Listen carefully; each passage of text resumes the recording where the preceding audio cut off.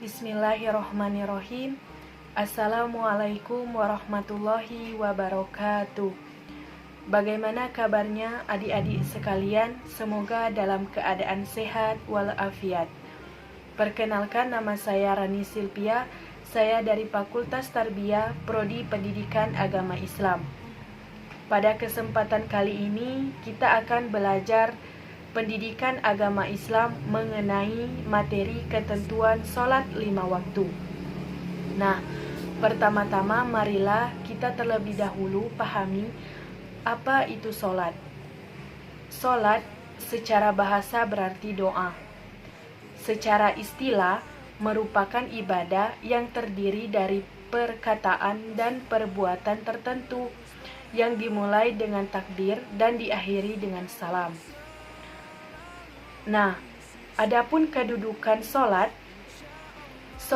dalam Islam menempati kedudukan sangat penting, karena sholat adalah perbuatan yang pertama kali dihisab atau dihitung pertanggungjawabnya kelak di hari kiamat.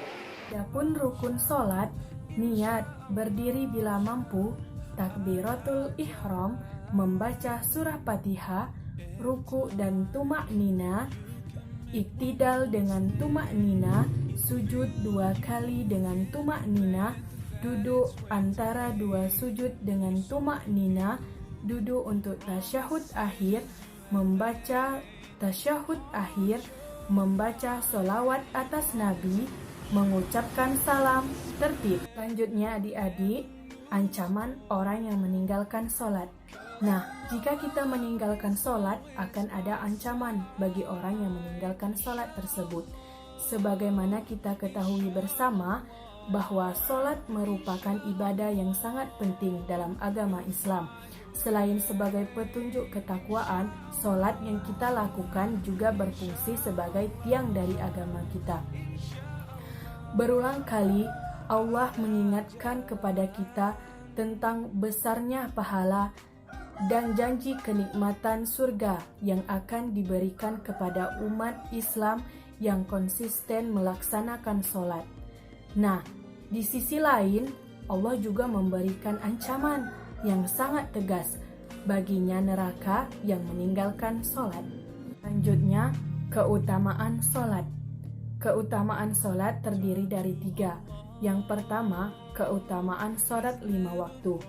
Keutamaan sholat 5 waktu mencegah perbuatan keji dan mungkar. Dan ketahuilah, mengingat Allah itu lebih besar keutamaannya daripada ibadah yang lain. Yang kedua, keutamaan sholat sunnah, menyempurnakan sholat wajib. Yang ketiga, keutamaan sholat berjamaah. Sholat berjamaah lebih utama 27 derajat dari sholat sendirian. Adapun manfaat dan makna sholat terdiri dari 5. Yang pertama, kebersihan, karena orang yang hendak melaksanakan sholat harus bersih hatinya dari berbagai macam kotoran seperti marah, sombong, dengki, dan dendam. Dan harus bersih perutnya dari macam kotoran seperti minuman dan makanan yang haram, makanan riba, dan makanan harta anak yatim. Yang kedua, kesopanan, harus menutup aurat dengan kain yang bersih dan tebal, harus mematuhi syarat dan rukunnya. Yang ketiga, kesehatan, harus berwudu, harus menyiapkan dan menuju tempat sholat, harus melakukan sesuai rukunnya, berdiri, ruku, sujud, dan duduk. Yang keempat, kesabaran dan ketenangan. Karena orang yang hendak atau melaksanakan sholat tidak boleh tergesa-gesa dalam melaksanakan rukun-rukunnya, baik yang wajib maupun yang sunnah. Dan harus tertib dan tumakninah atau tenang hingga sampai kepada khusyuk.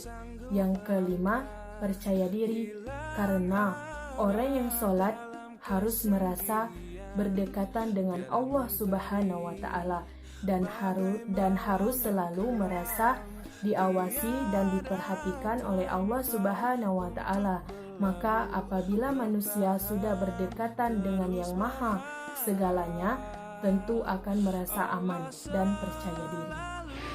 Baiklah adik-adik, itulah tadi materi mengenai ketentuan sholat 5 waktu. Semoga dapat dipahami dengan baik dan tentunya juga bermanfaat. Tetap semangat, rajin belajar, dan jangan lupa sholat. Sekian dan terima kasih. Wassalamualaikum warahmatullahi wabarakatuh.